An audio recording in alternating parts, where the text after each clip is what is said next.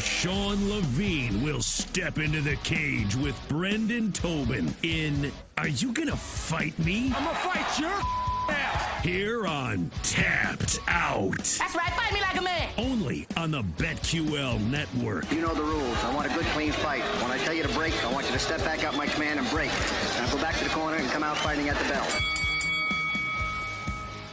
Here we go. Two men fighting each other on your radio. Brendan Tobin, Sports Machine, Sean Levine. If you don't know how the segment works, you're about to find out. Brendan, you're going to fight me if I tell you. By the way, Mike Tyson, happy birthday. Iron Mike turned 57 years old yesterday, so happy birthday to Mike. That being said, you're going to fight me if I say kind of overrated. Yeah, I don't understand. Like, what is this? What do you mean over, like, as far as, like, all-time greats? Like, Mike Tyson has just got an aura about him like none other. He's this, you think about Mike Tyson, you think about, first of all, one of the most iconic names in boxing, one of the scariest, dudes to ever walk in there. Boxing skill, I actually think, is a little bit underrated. Yeah, man, I hate when people say that. Like, I get it. Oh, sorry he wasn't Lennox Lewis. Sorry that he wasn't Muhammad Ali, but you tell me about a fanfare, people wanted to tune in to see the freak show. I love that about Mike Tyson. Not an easy thing to do. You see some of the heavyweights these days try and keep up with him. He's an all-time monster, dude. I love Mike Tyson. I feel like I hit a nerve there. Like I said something about like a first cousin of yours. And look, it's one of these cute things people like to throw. Oh, he's overrated. All right, dude. You think you nailed it on the head because Mike Tyson's boxing resume isn't up there with Lennox Lewis or Evander Holyfield's? Very good for you. Well, I mean, it's funny you mentioned Lennox Lewis and Evander Holyfield because he fought those guys a combined 3 times, and he was 0-3 versus those guys. I'm not saying, I'm just spitting the facts out if you care. And I love Mike Tyson. I think he's a great character and a great boxer. It's just he's not one of the all-time great heavyweights. I mean, to build his way up before the Buster Douglas loss, he was fighting, it was Tony Tucker and Alex Stewart and a bunch of dudes. Frank, listen to some of these names that he fought in his career. Frank Bruno, Alex Stewart, Henry Tillman, Carl Williams. The only one you've heard of, Larry Holmes and Michael Spinks, that he actually beat anyway. All right, we move on. Great fighter. And I do enjoy Mike Tyson you don't get to do that afterwards. You don't get to throw great fighter then after their words. You hosed down his career. You said he was overrated. He's just the guy from The Hangover. And now all of a sudden you're going to throw a great fighter on the way at the end of the topic? Let me ask you this. Was Nolan Ryan a great pitcher? Yes, of course. But he was also overrated, right? Was he? Like, what do you mean? Nolan Ryan was... Okay, all right. I feel like I'm taking this train right off the tracks. Let me see what his career ERA was. And I don't think he had Nolan Ryan's stats. ERA? You don't care about ERA? All right, producer Jake, do some work. Get me some stats on Nolan Ryan. We move on. Sean Strickland fights tonight. Friend of the show. We had a very interesting conversation when we had Sean Strickland on. Even though he's a bit of a goofball, you're going to fight me if I say I kind of like him. Oh, 3.2 ERA? Never mind. Nolan Ryan, not overrated. Bad take. Mike Tyson's still overrated, though. Back to Sean Strickland. You kind of like, how can I fight you on your opinion? If you kind of like him, you kind of like him. I would say that Sean Strickland says some wild stuff. He could be very charming in interviews, too. I think there is a little bit of a method to he's trying to get people bothered. He's trying to hose people down. He likes, kind of playing the bully and things like that. But, there's easy ways to disarm him, too, when you're interviewing Sean Strickland. I found his interview that we had with him to be, I thought he gave thoughtful stuff for the entire 20 minutes that we had him. So, yeah, I can see why you were kind of swayed by him. And he was kind of making fun of you a little bit. Not like Sugar Sean O'Malley did. And I always enjoy when people take digs at you, my guy. Israel Bonfim back in the octagon tonight, not to be confused with his brother Gabriel. We've seen lots of pairs of brothers in the history of the UFC.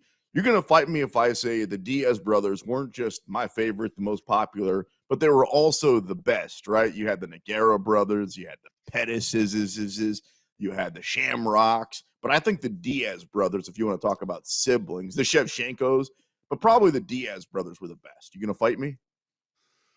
I mean, like, how much do you get to weigh on it? If it's like if I go with Kamaru Usman and Muhammad Usman, does he get to ride the coattails? I mean, I guess Adriana Shevchenko is riding Valentina's coattails very hardly. So, like, because I would say Kamaru Usman longer title reign than either Diaz brother, but Diaz brother's obviously the most famous. I mean, like, I don't even think that's a question. The most famous siblings that are out there.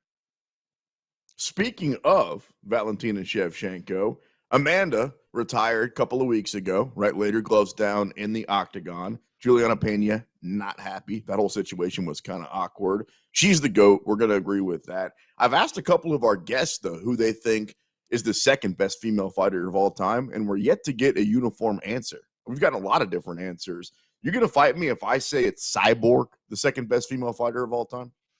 It's not a big fight because I definitely think that for me, the reason I wouldn't fight you too hard is when Amanda beat Cyborg. To me, that ended all GOAT debate. So I think that just shows her status of it. Not only beat her, but just absolutely thoroughly beat her. You know, just completely throttled her. And to me, like, it's so rare in sports when you get something that's undebatable and you couldn't put her in a topic like you got to fight me.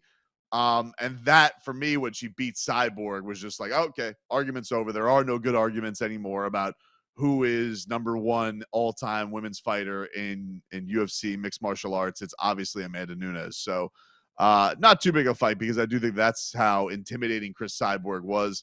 I almost wish that Cyborg, again, I wish that she kind of had a better relationship with the UFC.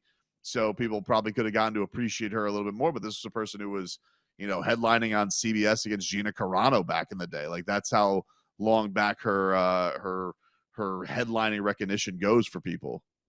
Amanda knocked her out. That was a crazy fight to watch. Although, to your point, kind of feels like Francis, right? Like, it just wasn't ever smooth sailing for whatever reason from the beginning, right? Like the relationship with Dana, with the promotion, and then eventually they both ended with very similar press conferences. Like, we're out of the Francis business. We're out of the Cyborg business. You're right. It's a shame that it worked that way because what could have been.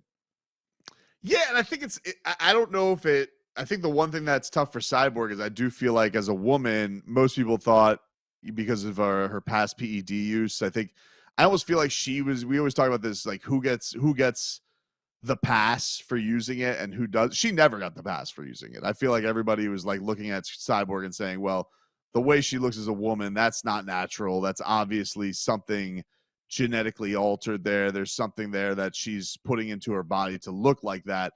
And having the nickname Cyborg didn't help. Yeah, and having the nickname for sure. But I think that you put all that in there, you're going to get treated, I think, a little bit more harshly than, I don't know, an Anderson Silva has been, a John Jones has been.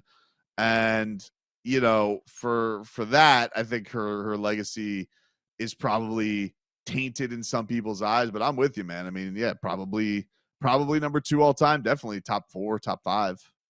And that's a fair point that you make. Maybe it's not a fair thing to hold against her, right? Compared to all these other athletes that you're talking about. Like, hey, I'll give this person the pass. This person should never go in the Hall of Fame. I don't mind that this person got popped. But it is a fair point to make, and it's a good one. I got, for the record, I have Cyborg 2. I think I have JJ, Joanna Jacek, the Boogie Woman at 3. I'll put Valentina at 4. Give me Whaley at 5. Not that you asked, but there's my top 5. And certainly Ronda has to be on the list somewhere.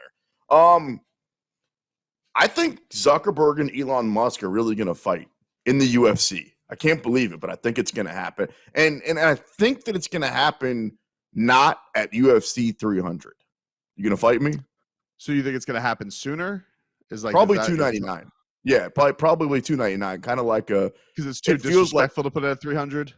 Too disrespectful and also not worth it because you're already going to stack a card. If they try to do it 300, what they did at 200. Remember what that was supposed to be? That was supposed to be John Jones and DC. That was supposed to be Nate and Connor, right? That was supposed to be, we eventually got Brock Lesnar back in. Like, that was supposed to be this, everybody was going to be on the card. And then it kind of blew up in our face. I assume that for 300, that's what it's going to be. We're going to get all these huge fights. We're going to get the Hamzat versus Usman type fights that we're looking for. I don't think that they necessarily need to make more money by putting Zuckerberg versus Elon Musk on that card. So put it on 299, and then if it sucks, everybody will still buy 300. That's kind of my rationale. Can I tell you, I'm already sick of this story, like by a lot, because you want to talk about a couple of nerds, like how lame they are. I saw this week, I think it was a headline that says, "Ooh, we're gonna fight at the Coliseum." Like, great. Oh, well, that's what a comforting experience for all the fans out there to go sit on stone to watch you two billionaires fight. Oh, let's go fight at the Roman No, dude, you want to know why? Because I'd rather fight in air conditioning, get some beer and actually enjoy the experience of watching you two terrible fighters who aren't fighters go out there and live a dream. Let's fight at the Coliseum. What's next, dude? Should they should they go to like some old school? Like, why don't we just fight in a cave? Like a couple of cavemen so they can get that real manly experience. Fight in the Coliseum. Are you kidding me? Would you be happy if they were fighting in the Coliseum, those two nerds, pencil pushers going at it, and then in the second round they released the Lions?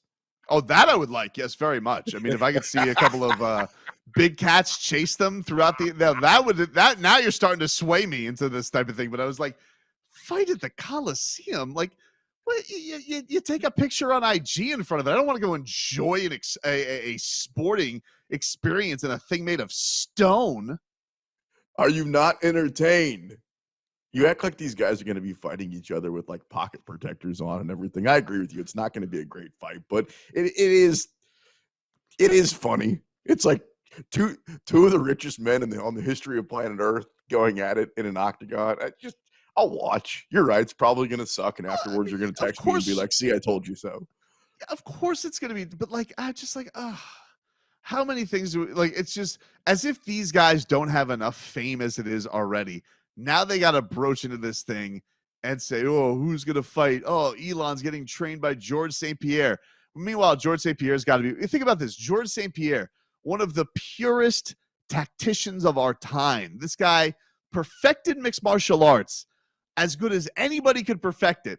Think about him wasting his time trying to teach Elon Musk how to beat Mark Zuckerberg, a man who he dwarfs in size. Like, what is this? What a complete waste of everybody's time. All right, well, I'm glad that you're entertained by it. Canelo Alvarez. First of all, which Charlo is he fighting? Do we have it signed on the dotted line, dude? What's going on? Dude, he's fighting Jermell Charlo, which is kind of a sort of, everybody thought that he was going to fight Jermall Charlo, right? Who had a piece of the 160 championship, was going to go up and has been closer to the big weight. Jermell Charlo has been undisputed a couple of times at 154, and he's fighting him. And I would say Jermell Charlo, much better resume than his brother Jamal, who has been kind of on the shelf, not fighting. And so while everybody's going to sit here and say, well, Canelo's kind of picking on a small guy. First of all, they're twins. I don't know if anybody, they're twins. So I think that he'll be okay. If you're going to argue at, he's taking on they're twins, people. I don't know if you know this. Genetics, very lined up. So Jermell will be okay. I love it. I love the fact that Jermell, I feel like he earned it more. I feel like he has been a guy who's got the better resume. He's got the better wins over his career. And it's a good opponent for Canelo. I'm glad that he's doing this instead of fighting, Bivol. Come on. You don't want to watch him fight Bivol. Be honest. Bivol won, tip of the cap. Let's get some entertaining fights out here. Yeah, that's what I was going to say. I was going to see if you're going to fight me. Jermell is the more difficult fighter, I would say, for Canelo. And the whole Bivol thing, I mean, the problem would be if and when they do have a rematch, what happens if Bivol pieces him up again? Then don't we kind of lose the mirage of Canelo Alvarez? Yes and no. I think that everybody is always known with Canelo. He has this hole in his game against guys who are great jabbers, guys who can there's a path to beat Canelo in a way that there never was with Floyd Mayweather. Like, people always looked at Floyd Mayweather, and we think about Floyd's career. We could look at like 4 rounds, like over his 50-0 career. I could say, remember when Floyd got hit by Shane Mosley? With Canelo has controversial decisions against Triple G. He's got controversial wins over Erislandy Lara. Like, there's a ton of Canelo Alvarez nights where he did not look like this guy is the best fighter of his generation. But he's very entertaining. He's very entertaining, and he has crowd-pleasing styles of fights, and that's why, he's gotten the rub that he has. Question to you. A little overrated? Huh? I don't know. I'm not calling him Mike Tyson. By the way, when you're talking about Floyd getting hit in the ring a little bit, a round or two, don't forget who got him a little bit for a minute there. Kansas City's own Victor Ortiz, until he didn't and then got cheap shotted. Oh man, I'm still so upset about that. I can't believe that happened. Wasn't that the same night that Floyd said he would beat up Larry Merchant if he was 50 years younger? Or Larry said he would beat up Floyd? An all-time great highlight. Brendan Tobin, Sports Machine Sean Levine with Jake Noacker. Coming up next, we talk a little more fighting and we make a little more money. You're locked into the BetQL Network.